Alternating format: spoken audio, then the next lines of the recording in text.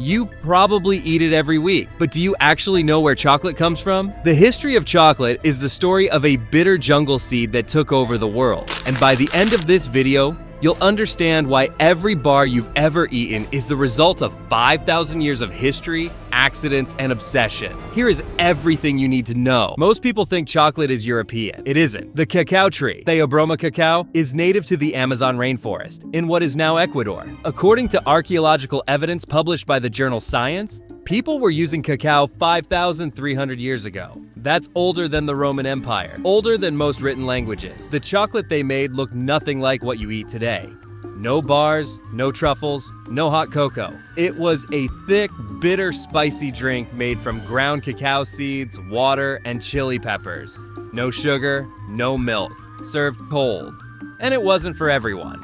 Warriors, priests, and royalty got it. Ordinary people didn't. Around 250 AD, the Maya took cacao seriously. They believed it was a gift from the gods. They used it in religious rituals and medicine. Maya couples even exchanged a cacao drink during wedding ceremonies as a symbol of union and prosperity. Then came the Aztecs. The Aztecs used cacao beans as money, literally. If you wanted to buy something in the Aztec marketplace, you paid in cacao beans. Their ruler, Montezuma II, reportedly drank it daily for energy. The name they gave it was Xocolatl. In Nahuatl, that means bitter water. Not exactly a name you'd put on a candy bar. Chocolate crosses the ocean. In the 1500s, Spanish conquistadors arrived in Mesoamerica and found this bitter drink everywhere. They brought it back to Europe. At first, nobody liked it. Then someone added sugar and cinnamon. Within decades, chocolate houses spread across London, Amsterdam, and Paris. But it was still a drink, and still expensive. Only the wealthy could afford it. For nearly 300 years, chocolate was a luxury for the rich. The solid chocolate bar was invented in 1847 by a British man named Joseph Fry. He found that adding melted cacao butter back into processed cocoa powder created a paste that could be molded into a solid shape. For the first time, you could eat chocolate instead of drink it. In 1875, Swiss chocolatier Daniel Peter, working alongside Henri Nestlé, added condensed milk. The result was the first milk chocolate bar. Smoother, sweeter, more familiar. By 1905, two things happened. Cadbury in England launched the Dairy Milk Bar, still sold today. And Milton Hershey in the United States opened his factory and started mass-producing milk chocolate at prices ordinary people could actually afford. Chocolate stopped being a luxury. Walk into any store and you'll see both words on the shelves. They look the same. They come from the same plant, but they're not identical. Cacao refers to the less processed form. Roasted at lower temperatures, more bitter, retaining more antioxidants. Cocoa is processed at higher heat, often treated with alkaline solutions to cut the acidity, and comes out sweeter. Here's the catch. The FDA has no official rules on which word a company has to use. Cacao on a label is often more about marketing than actual processing. The distinction sounds scientific.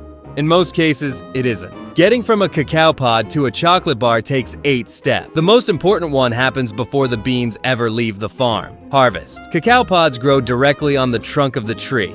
Each pod holds 30 to 50 seeds surrounded by sweet white pulp. Farmers cut them by hand with machetes. Fermentation. The seeds and pulp go into wooden boxes covered with banana leaves for 5 to 7 days. Bacteria and yeast break down the pulp and chemically transform the seed. Without this step, the chocolate flavor never develops. There's no fixing a bad fermentation after the fact. Drying. The beans are sun-dried for up to 14 days to remove moisture and prevent mold. After that, they're shipped to factories. Roasting. Inside the factory, beans are roasted. Temperature and time depend on what kind of chocolate is being made. Dark chocolate gets lower heat, longer time. Cracking and winnowing. The outer shell is cracked off and blown away with air, leaving the inner piece. The cacao nib. That's what chocolate is made from. Grinding. The nibs are ground into a thick paste called chocolate liquor. No alcohol in it despite the name, just pure ground cacao, still very bitter at this point. Conching. The paste goes into large machines that mix and knead it continuously, anywhere from 24 to 72 hours. This smooths the texture and removes harsh flavor. The longer the conching, generally the smoother the result. Tempering and molding. The chocolate is carefully heated, cooled, and reheated to precise temperatures between 27 degrees Celsius and 45 degrees Celsius to form stable cocoa butter crystals. That's what gives chocolate its glossy surface and clean snap when you break it. If tempering goes wrong, you get the white dusty film on the surface called chocolate bloom. Safe to eat, but a sign something went sideways. After tempering, the chocolate is poured into molds, cooled, unmolded, wrapped, and shipped. That bitter seed from the Amazon, used as currency and reserved for kings, went through 5,300 years of history, crossed an ocean, and went through 8 industrial steps to become the bar in your kitchen right now. The global chocolate industry is worth $127.9 billion as of 2026. Every single bar started as a cacao pod cut by hand from a tree in a rainforest. Now you know exactly what you're eating.